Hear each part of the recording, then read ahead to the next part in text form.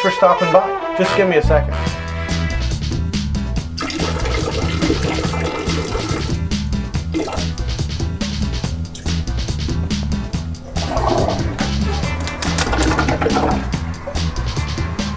I'm Andy with Andy's Pipe Dream. Toilet problems are our #1 problem, and flappers are probably the most common of all of those. So today, we're going to show you how to figure out if your flapper is the problem and how to replace it.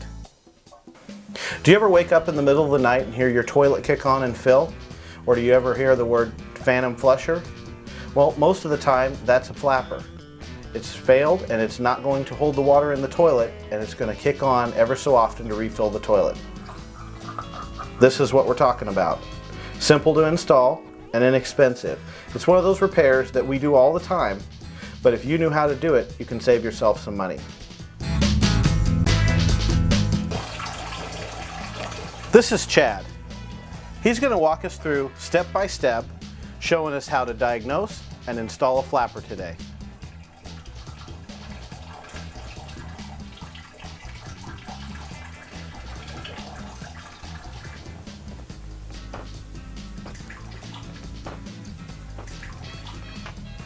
The first step to diagnosing is to do a dye test. We're going to take the lid off the back of the toilet to expose all the parts in the back. And when you put your toilet lid somewhere, make sure it's on a flat surface, because the last thing you want to do is have it fall over and break, and then you have to buy a whole new toilet, or at least find a toilet lid. So the tank lid's removed and out of the way, and our first step is going to be to add some sort of dye. Blue food color, which is what we're using here, works just fine. You can also, at your local hardware store, find dye tablets in the toilet section where the repair parts are.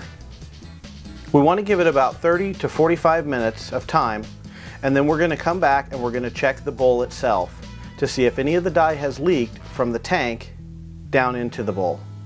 If it's clean like this, your flapper is good. If you see this, then your flapper's leaking and you need to replace it. To be safe, we want to shut the water source off to the toilet.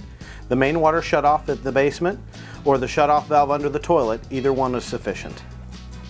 Once you have the water off, go ahead and flush the toilet to get all the water out of the bowl and the tank. The flapper is easy to remove, but you want to be careful and make sure that you're gentle with all the parts. There are 2 places where the flapper attaches to the flush valve, and you want to be nice and easy and just slightly turn each side to bring it off. Then you detach the chain and lift the old flapper out. Now you're ready for the new flapper.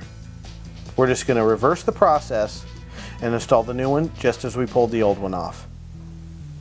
You want to be careful when you adjust the chain to leave about a ½ inch of slack, and that'll allow it to work properly. Something to take into account is that not all toilets use the exact same flapper. Universal flappers work on most toilets, but there's a few out there that you're going to have to look and find the exact flapper that goes for that toilet, but they're not too hard to find. Once the flapper is installed, the next step is to turn the water back on. Now we're going to let the toilet fill up. You're almost done. All you have left is to flush the toilet a few times to make sure everything's working, dye test the toilet one more time to make sure there's no more leaks, and replace the tank lid. Alright, that completes our demonstration on how to replace a flapper and save yourself a few dollars. Now, if you don't feel comfortable doing it, give us a call. We'd love to take care of it for you.